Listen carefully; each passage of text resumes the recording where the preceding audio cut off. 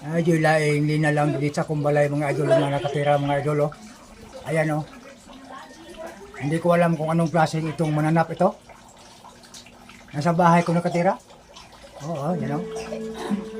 Oh, ang ganda ng color niya. Ano kaya ito mga idol? Ano sa inyong tingin?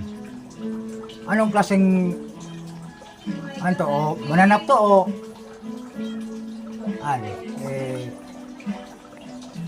Basta alam niyo kung ano ito. Mag-comment sa baba. Punta ako sa CR tapos pag may nakita ko nakita ko. Hindi naman ito tawag na tike. Oh, malaki siya oh. Oo. Hindi pa siya tuko. Oo. No, ayan oh, nilapitan ko pa oh. Oh. Ano sa palagay niyo? Tike o loko? Ah, ayan oh. Ang ganda ang color niya. Malaki siya. Oh. Hindi naman siya tuko. Ibang klase itong mananap to. Nung kalipas na mga araw, nakita ko na to siya pero saglit lang.